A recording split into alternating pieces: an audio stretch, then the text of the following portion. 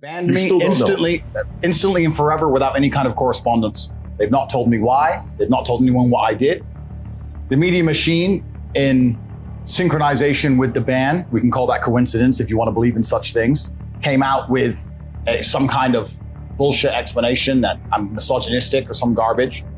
But the actual social media companies themselves provided no explanation at all, no correspondence at all. Traditionally masculine or toxic and dangerous. One thing is for sure, self-made multimillionaire Andrew Tate's life is what some men can only dream of. From the girls to being able to drive a different luxury sports car every day of the week, who wouldn't want to live a day in his shoes? If that's not enough, this four-time kickboxing world champion is not just about the flash. He has won 4 belts and has the physique to prove it. Besides staying in shape, he's a firm believer in leading a responsible and disciplined lifestyle. As he argues, how else are you going to get rich and successful? Most recently, he has gotten himself into more controversy than usual with some prominent social media players. Not only has Andrew's YouTube account been banned, but most of his social media and banking accounts, yes, including Meta, Discord, Uber, Stripe, Airbnb, and banks, HSBC and Barclays included.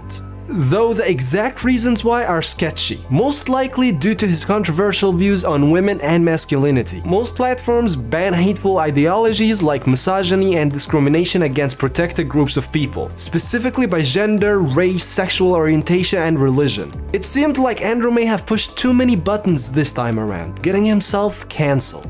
As a UK lad living in Romania who's also in possession of multiple passports, Andrew is hardly a stickler for rules. His bad boy attitude and lifestyle are like something straight out of GTA or The Godfather, but on steroids. The girls, guns, cars, cigars, designer clothes, tailored suits, yachts, travel, watches, and of course, the trademark sunnies. He's living a life anything but ordinary. His recent sudden conversion to Islam has only added fuel to the flames, both dividing and striking a reaction from fans and critics alike. In one widely viewed clip, a woman even said she would leave the faith if he was allowed to join. Considering his edging on the haram lifestyle, what was Andrew's reason for making the change? Though he has always been supportive of Islam, he's come to the conclusion that Islam is the only true religion left. That others, specifically Christianity, which he grew up following, have become watered down as they have become too tolerant and segregated. Neither a supporter of lax gender roles nor non-heterosexual orientations, he's somewhat conservative. According to him, he respects Islam because there are hard rules, red lines that you shouldn't cross, and true fear of God, something he as a seemingly strict disciplinarian prefers.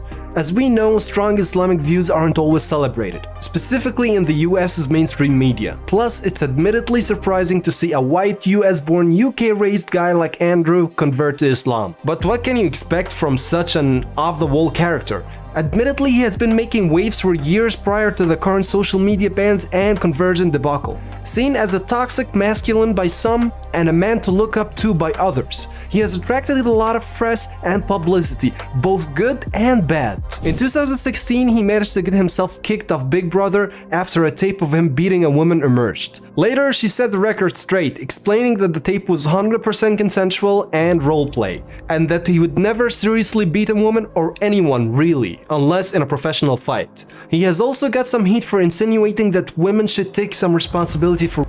A great example of people taking his words out of context is this video, where he's saying that women should take some responsibility for. I'd like to take this time and explain what I was saying in long format video, which has been completely misconstrued. I was talking about a girl and she was saying that we need to teach men not to. And I said, my dear, I love how idealistic you are, but I am realistic. Men are already taught not. She's like, no, we need to go and change language at school and rewrite history and do all the shit they're trying to do to make men weak because they think that weak men don't. But I said, no, people already understand that is wrong. Unfortunately, human nature, some people don't care about doing wrong things. We should teach people not to steal, but they still steal. Would you agree that everyone says don't steal? The Bible says don't steal. The Quran says don't steal. Schools say don't steal. Everyone says don't steal. People still steal. So if I were to take $1 million in cash and walk down the street at night in the worst part of town holding it, to a degree, I would have some responsibility. When I got robbed, the police would come and say, why did you do that? People would say, Andrew, why did you do that? You have to protect yourself from things. You can't just rely on the ideological hope that other people in the world are going to be perfect and infallible, or that the law is going to prevent it. You have to say, no, I can't walk through the ghetto at 2 a.m. with $1 million in cash. I take personal responsibility. She agreed. I said, then by extension, would you agree that the smartest thing a woman can do to prevent it is not to sit here on a podcast and try and change the way men think and talk about your bullshit, but to take some degree of personal responsibility and not put yourself in dangerous situations?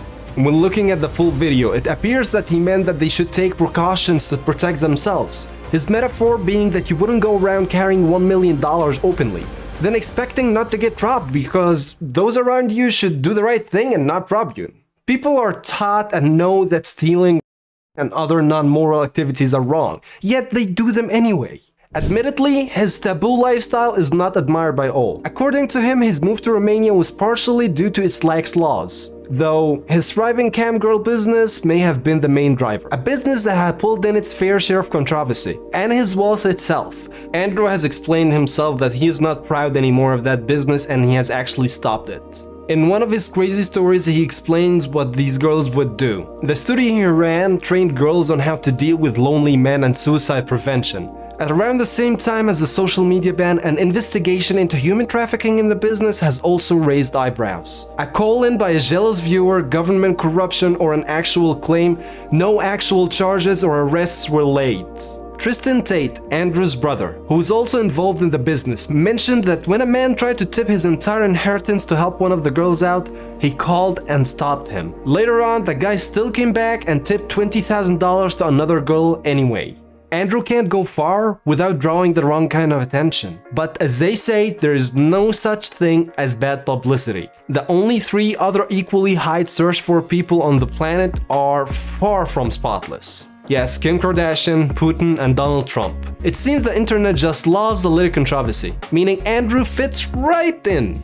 In fact, back in July this year, he became the most searched for person on the internet, beating them all. Exaggerated, put on, fake or not, the public is lapping to Andrew's antics and divisive persona. The media attention, including the social media bans, has just pushed him further into the spotlight. Perhaps a win-win for him, his bankroll and his online coaching business, Hustlers University. One could even argue that the dramatics are intentional from a business point of view. He's a savvy businessman and self-marketer. After all, no stranger to the camera or theatrics. His and his brother's stints on reality TV reveal a hunger for infamy. What can we say? His well-crafted personal branding and strategies have ultimately successfully amassed him a whopping estimated $45 million annual income, plus a $350 million net worth. Lately, Andrew's followers are flooding the internet, especially TikTok, with his content, further adding to the public outcry. Predominantly, men and boys are recruiting new members in droves using videos of Andrew.